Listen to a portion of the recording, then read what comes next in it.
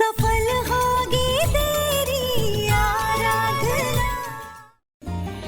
अरे ये नहीं, वो सोने की कॉइन उठाओ। अरे भाई पैसा जरूरी है, इसे कहो कि पैसा उठाए। नहीं नहीं बेटा, सोना उठाओ। विनायक बेटा, अगर बिजनेस में अच्छा होना है ना तो पैसा उठा लो। विनायक बेटा, हमारे परिवार में शिक्षा को सबसे ज्यादा महत्व दिया जाता है, तो सबसे पहले तुम ये पेन उठाओगे। शिक्षण माणसाला अंधकारातून प्रकाशाकडे नेणारा दीपस्तंभ आहे। मेनका बोलना, क्या बोली अपनी भाषा में, हमें भी तो बताओ। शिक्षा मनुष्य को अंधकार से प्रकाश की ओर ले जाने वाला दीपस्तंभ है।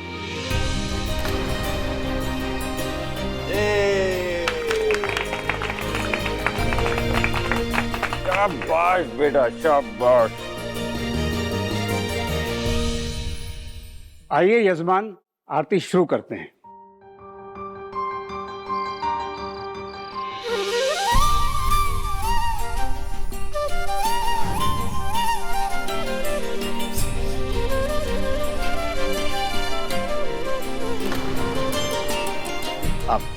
अब हमारे राजकुमार की आरती होगी। हाँ जी।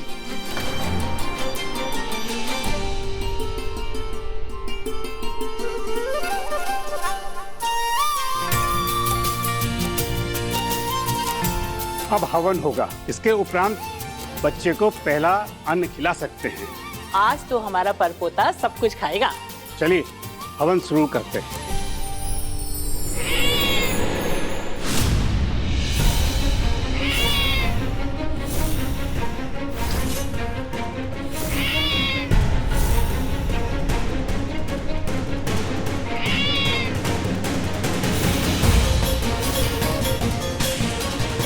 ओह गॉड, ये हमारा घर क्या जू बन गया है। अरे जिस घर में आज तक एक मक्खी तक नहीं आई, उस घर में कभी सांप आ रहा है, कभी कौवे बेहोश हो रहे हैं, और अब काली बिल्ली ने रास्ता काट दिया। ये क्या अनर्थ हो रहा है? माता जी चिंता मत करिए, बस हवन से पहले शुद्धिकरण करना पड़ेगा।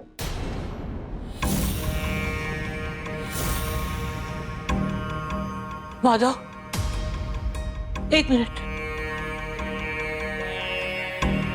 बोली दादी। हमारा दिल बहुत घबरा रहा है।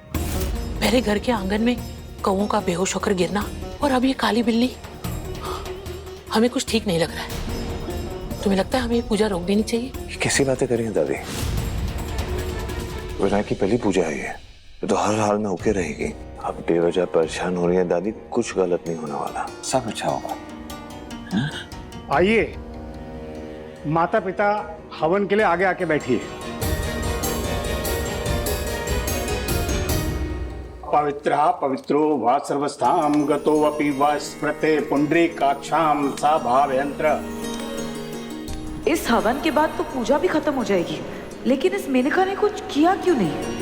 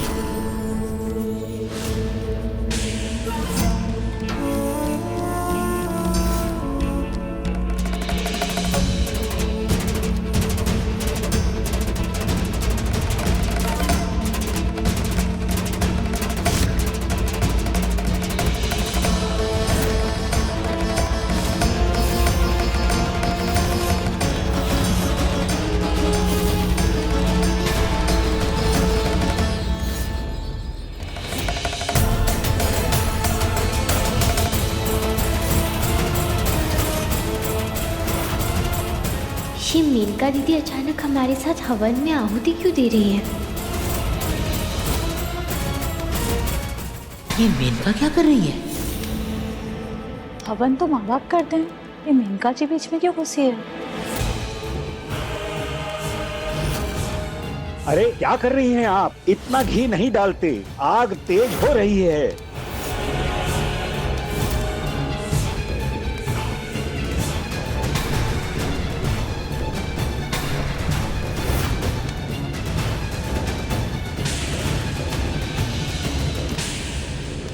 अरे ये लाल धुआं कहाँ से आ रहा है?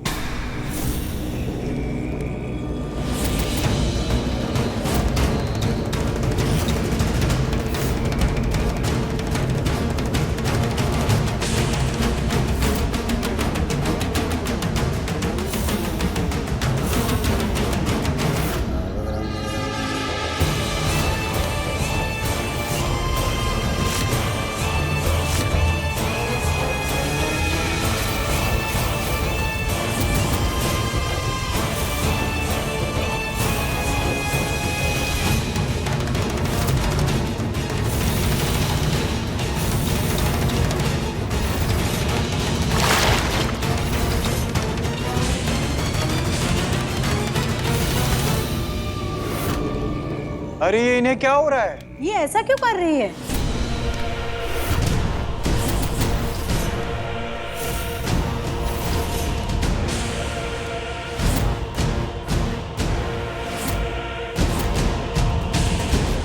दीदी क्या हो गया आपको? आप होश में तो है? क्या हुआ दीदी? दादी दीदी नहीं हूँ मैं तेरी, मीना हूँ।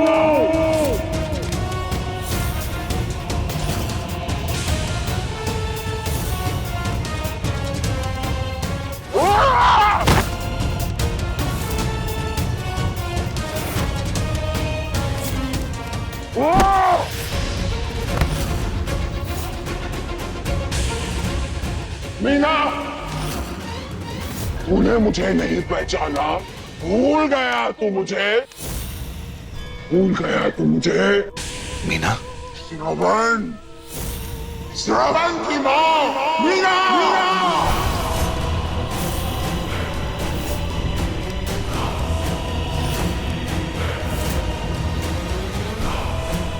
मीना, वो तो मर चुकी है।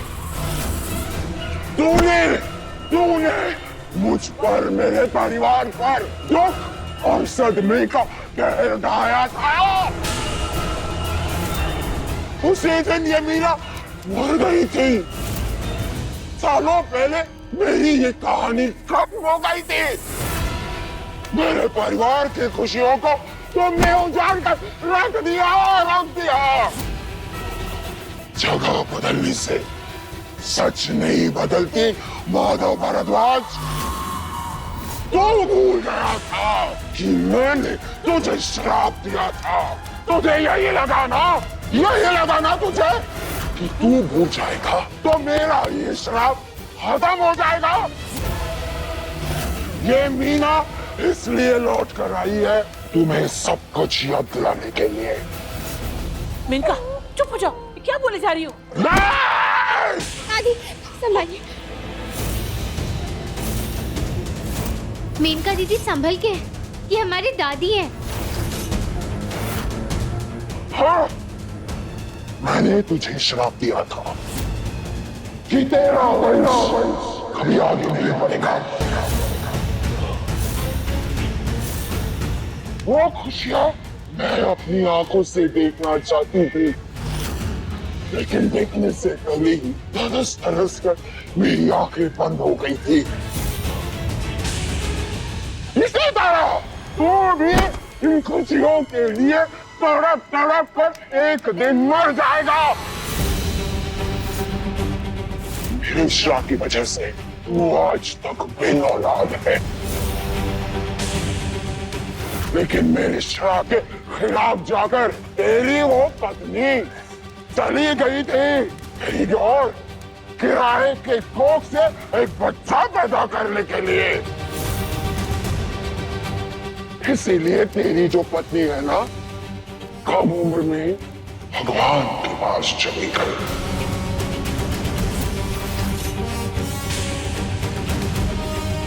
तुझे क्या लगा तेरा ये वारिस पैदा हो गया तो तू जीत गया?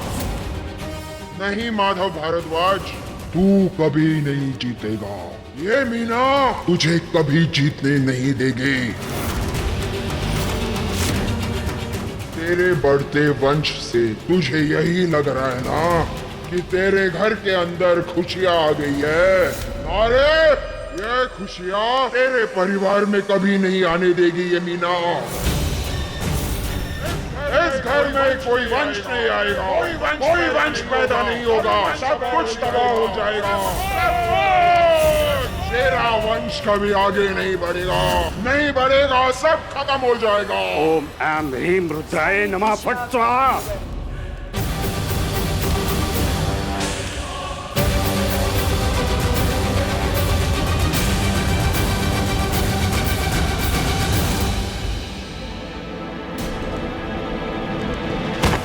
दीदी, दीदी, दीदी, ये सब क्या हो रहा है? मेनका मैडम को क्या हुआ है? ये मीना कौन है? किस श्राप की बात कर रही थी ये? आप लोग क्या छुपा रहे हैं आप लोग? और ये वंश को आगे नहीं बढ़ने देंगे, इसका मतलब क्या है? साहब जी बताइए ना, आप क्या छुपा रहे हैं? मुझे जानना है।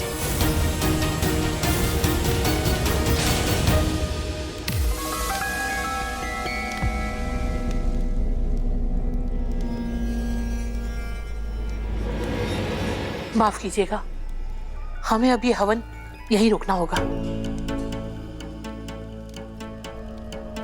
क्या हुआ मेरी तबीयत को? आपको बिल्कुल याद नहीं है कि अभी क्या हुआ था?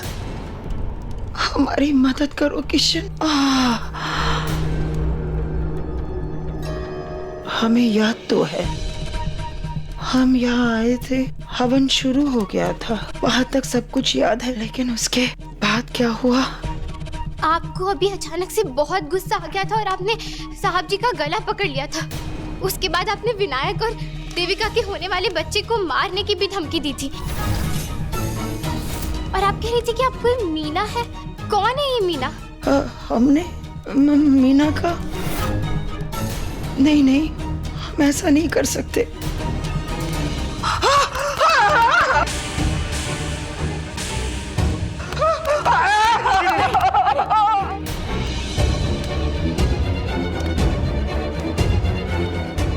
हमने भाई का गला पकड़ा था। भाई, हम ऐसा कभी नहीं कर सकते माधव, हमें माफ कर देना। हम अपने भतीजों को मारने के बारे में कैसे कह सकते हैं? मैं आपको क्यों दोष दे रही हूँ? ये सब तो श्राप की वजह से हो रहा है ना। कौन सा श्राप दादी? कैसा श्राप? किस श्राप की बात कर रही हैं आप? और आप लोगों ने ये बात मुझसे छुपा कर क्यों रखी है? मुझे याद है उस दिन भी आप लोग श्राप के बारे में बात कर रहे थे ना, सुना था मैंने। आखिर क्या छुपा रहे आप सब मुझसे? और ये मीना कौन है? हाँ दादी, किस श्राप की बात कर रहे हैं आप जो हमारे घर से जुड़ा है और मुझे ही नहीं पता? और आप सब लोगों ने मुझे कुछ भी नहीं बताया। लो भाई, मुझे तो आज तक लगता था कि आप लोग किशन को कुछ नहीं समझते, लेकिन आप सबने तो साबित कर दिया कि किशन को कुछ नहीं पता। मैं ही सही थी। डिम्पल बहू, ऐसी बात नहीं है। तो कैसी बात है दादी? ये तब की बात है जब किशन बहुत छोटा था, और वैसे भी ये श्राप माधव से जुड़ा हुआ था, इसलिए हमने जरूरी नहीं समझा कि सबको परेशान किया जाए। अगर ये बात साहब जी से जुड़ी है तो ये मुझसे भी जुड़ी है, हमारे विनायक से जुड़ी है ये, और इसीलिए मुझे इसके बारे में जानने का हक है।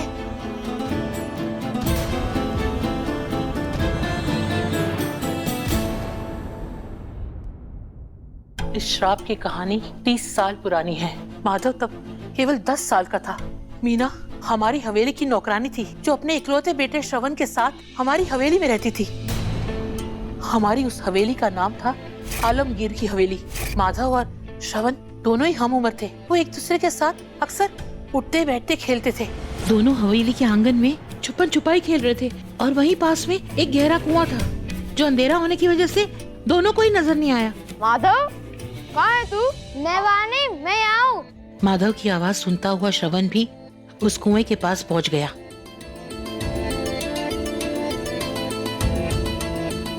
यहाँ क्यों आया माधव?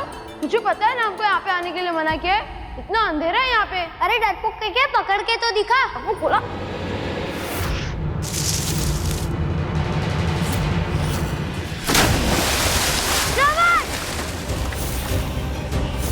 माधव इतना डर गया था कि चीखना तो दूर, उसके मुंह से आवाज तक नहीं निकल रही थी।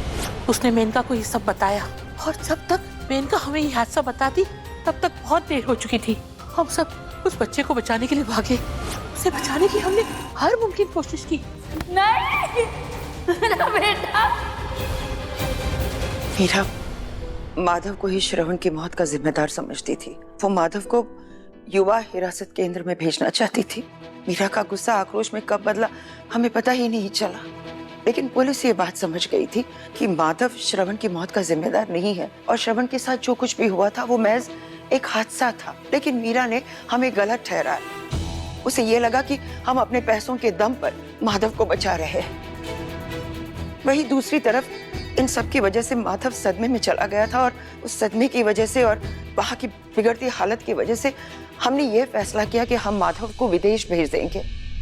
लेकिन एक बार फिर मीना को यही लगा कि हम एक गुनहगार को बचा रहे अपने पैसों के दम पर। उसने हम सबसे यही कहा कि ये एक रोती बिलखती माँ की हाय है जो तुम सबको लगेगी, और उसने हमारे परिवार और माधव को श्राप दिया। तुम लोगों की वजह से मेरा बच्चा मर गया है। पैसों के दम पे इस कातिल को बचा रहे हो।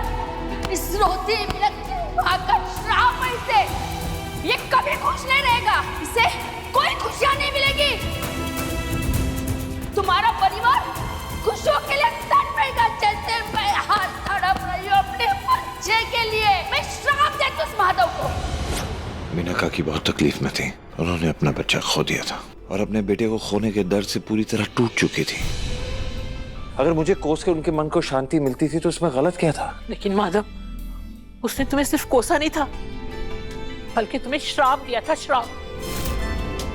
और एक माँ के दिल की हाय और उसका श्राप कई पीढ़ियों को तबाह कर देता है। तुम भले इस सब पर विश्वास नहीं करते, पर तुम्हें याद है माधव, तुम जब विदेश के लिए निकल रहे थे तब तुम्हारा जहाज छूट गया और उसके कुछ ही दिनों बाद तुम्हारी माँ का देहांत हो गया। एक के बाद एक अनहोनी होने लगी उस हवेली में। उसके बाद हमने हमेशा के लिए उस हवेली को छोड़ दिया और इस घर में आ गए। और फिर भी तू इन सब बातों को नकार रहा है। ये तो आराधना के शुभ कदम है कि वो तुम्हारी जिंदगी में आई है और इसी की वजह से तुम्हारा और दामिनी का बच्चा इस दुनिया में आया है। इसकी सच्ची श्रद्धा और एक माँ के विश्वास ने भगवान को भी उस श्राप के असर को काटने पर मजबूर कर दिया। और अब जब विनायक बड़ा होने वाला है और तुम्हें दूसरी संतान होने वाली है, तब वो श्राप का असर दिखने लगा है। जैसे हमने उस श्राप के विपरीत जाकर अपने परिवार की खुशियों को नजर लगा दी। इसीलिए हम कह रहे थे कि अन्नप्रसन की पूजा और भव्य समारोह मत करो, पर हमारी सुनता कौन है? आज जो मेनका के साथ हुआ है उसके बाद हमारा ये डर यकीन में बदल गया है। उस श्राप का असर अभी भी हमारे परिवार पर है। इसका मतलब मेरे बच्चे को भी खतरा है ना? नहीं नहीं नहीं, मैं मेरे बच्चे को कुछ नहीं होने दे सकती।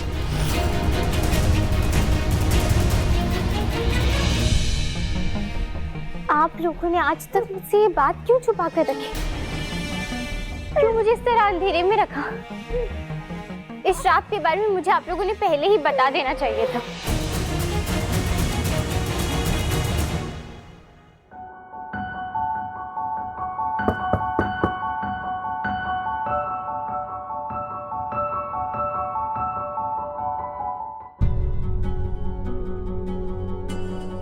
I'm sorry आराधना, बचपन में जो हादसा हुआ उसके बारे में मैंने तुम्हें कुछ बताया नहीं। लेकिन जो कुछ भी मेरे बचपन के दोस्त श्रवण के साथ हुआ उसके लिए मैं खुद को कभी माफ नहीं कर पाऊंगा। उस वक्त आप काफी छोटे थे और वो बस अनजाने में हुआ एक हादसा था।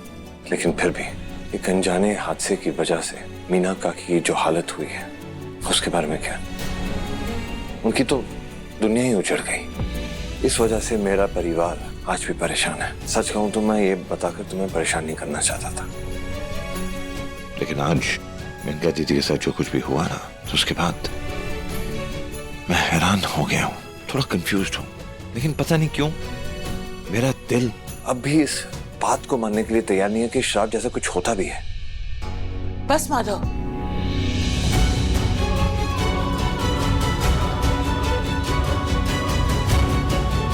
इतना सब कुछ होने के बाद भी तुम्हें यकीन नहीं कि ये सब सच है? तुझे इस पर यकीन करना ही होगा।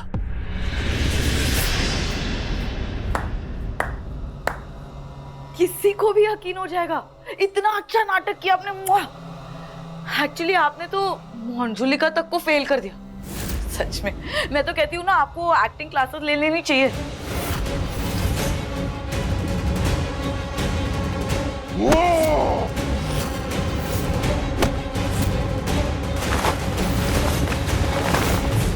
तुम्हें क्या लगता है ये सब नाटक है? नहीं, मैं सच में मीना हूं। डर गई ना?